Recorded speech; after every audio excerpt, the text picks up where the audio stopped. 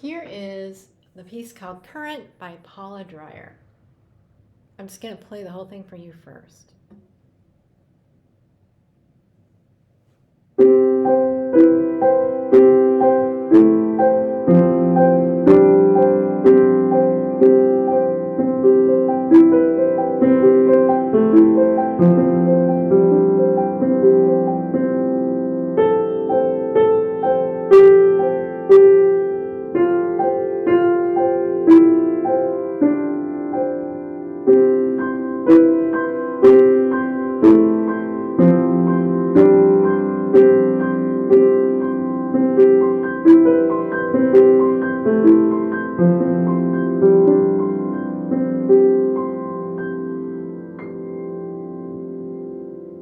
Great piece, isn't it?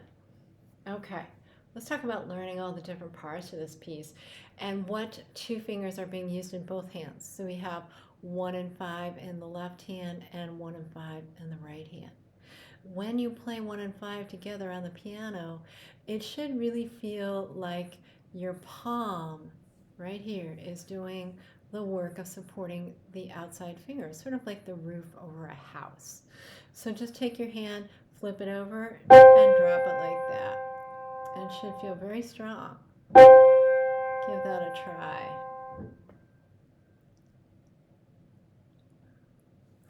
Good. And if it feels like too much to drop your palm in this direction, try just up and down like that. That's sufficient too.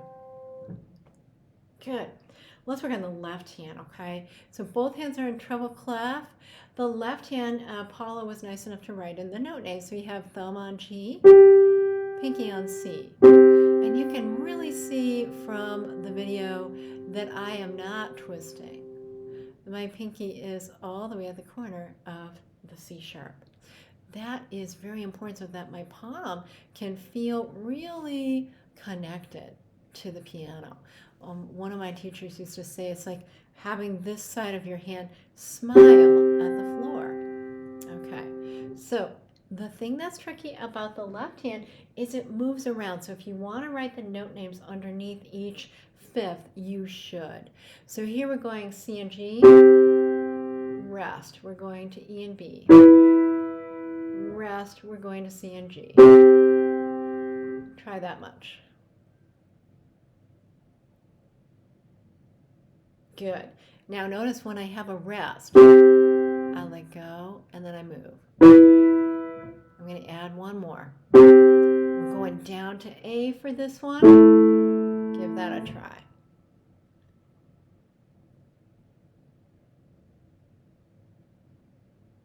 Great. Now we're on the third measure. I'm going to go all the way to the end of the third measure. And want to pay attention to my pinky. You can see from the video it's on C. Now it's skipped up to E. Back down to C. Here it is on A. Now to F. But here I'm going to just step to G. Try that. Good, and then we end on 2 C's. So I'm going to play the whole first line. Use those rests as a let go to get you to your new place so that you're not rushing. So play and get off. I'll do it with pedal. Play, move, play, move, play, move, play, move, play, move, play, move, play, and stay. Now you can't really see all of my arm, but you can see some of it, and I'm really letting my arm do the work here. You know, just make sure it's really dropping in from the back of the arm. Okay, now we are on measure 5. So Paula Dreyer just takes both hands and just separates the C and G. So give that a try a couple of times. Remember to rotate. Rotation is the movement of the elbows back and forth without the activation of the wrist or the fingers. It's a simple movement back here, the turning of the elbow. That's all you're doing. Let's try that. So, your turn. Now, fingers always like to get in the way of elbows and hands doing their job. So watch as you do it. I'm going to do the next group of eighth notes in measure 5, that you don't let the thumb pull you in any direction. It comes with you. Here comes the next one. Give that a try.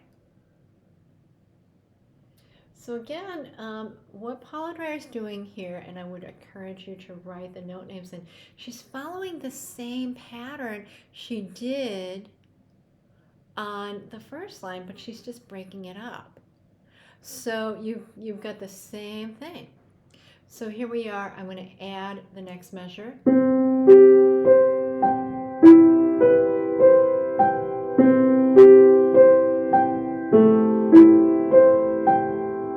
Try that. Good. Now we're going to measure 5, 6, 7. So the right hand just stays there. The left hand's doing all the moving.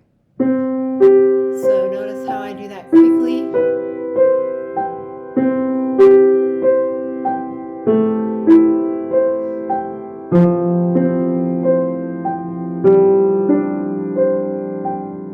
Try that much. You might need to just practice your left hand a little bit here.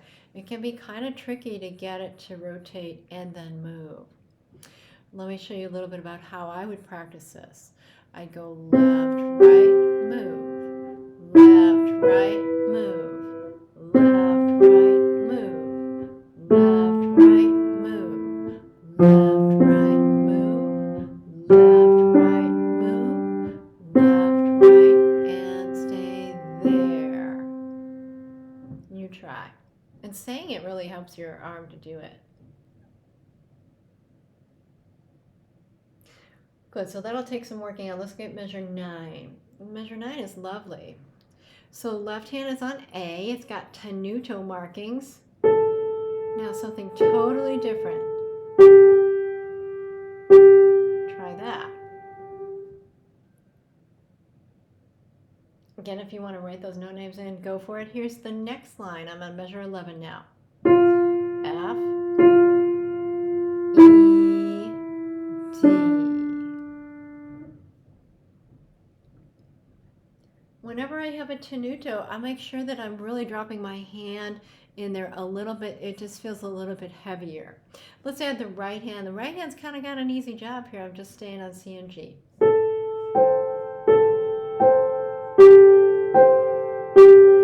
Once you do that iteration. Excellent. Now we're going to do the next one, measure 11, where it has the ritardando. I'm going to get slower and softer.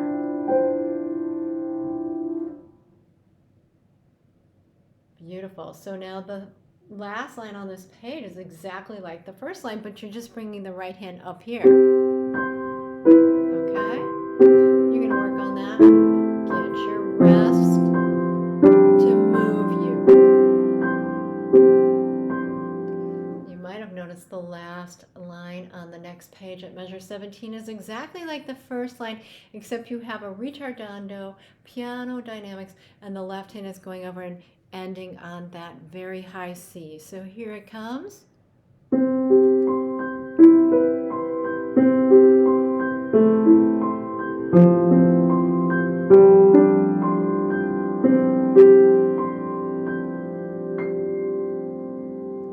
You try.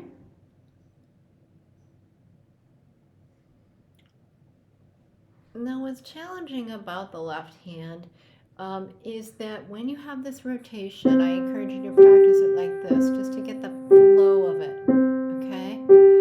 But you don't have that in the piece. It doesn't do that. So make sure you feel the back of your arm really going to the left, letting your thumb really fall in place. Let it really just fall. It has to come with you. See how mine does. Left, right, left, right. You try that. And I always like to demonstrate getting this really fluid in your arm. I'll just do the last line really fast, really help you play it. Of course, we're not playing that fast, but having rotation allows you to play fast if you ever need to in the future. I really hope you enjoy this beautiful piece by Paula Dreyer. Work a little bit on the rotational motions that are going to help you play it, and then add dynamics and just enjoy.